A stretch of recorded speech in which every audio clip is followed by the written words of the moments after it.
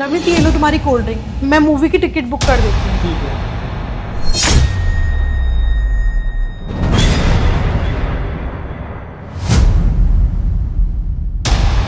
एक काम करती हूँ, ये वाली कर देती हूँ, ये काफी अच्छे प्राइस में हो रही है और ऑफर भी मिल रहा है।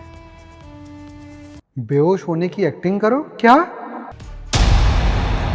हाँ नवनीत टिकट्स हो गई, 6 बजे की टिकट है। अरे वाह, तुमने इतनी जल्दी कोल्ड ड्रिंक भी पी ली, क्या बात है, लगता है तुम्हें ज्यादा प्यास लगी थी। हाँ प्यास लगी थी, पर एकदम से ऐसा लग रहा है कि बॉडी में से जान निकल रही है। अच्छा अजीब सा लग रहा है कुछ। नवनीत मैं डॉक्टर को बुलाऊं? मेघा मेघा नवनीत क्या हुआ?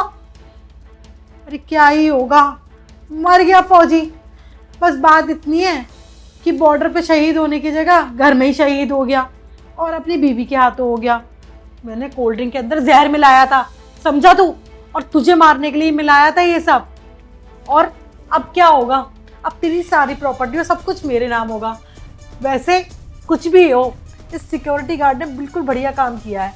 मुझे पहले लगा था कि तू ये काम कर नहीं पाएगी। हाँ मेम साहब, जब आपने हमें पहले ये काम करने के लिए बोला था ना, तो हम घबरा गए थे। और फिर हमने सोचा कि साहब जी के पास इतना पैसा है, अगर हम आपकी मदद कर दें तो हमें भी वो पैसा मिल सकता है ना। और देख, तू भी कब तक ये घरों के बाहर खड़ी रहेगी, मॉलों के बाहर खड़ी रहेगी? तू भी तो कुछ चाहती होगी ना, मेरा भी कुछ हो। अब तूने मेरी मदद करी है ना, अब मैं तुझे इस काम के ना खुश होकर ना पूरे 50,000 रुपए दूंगी।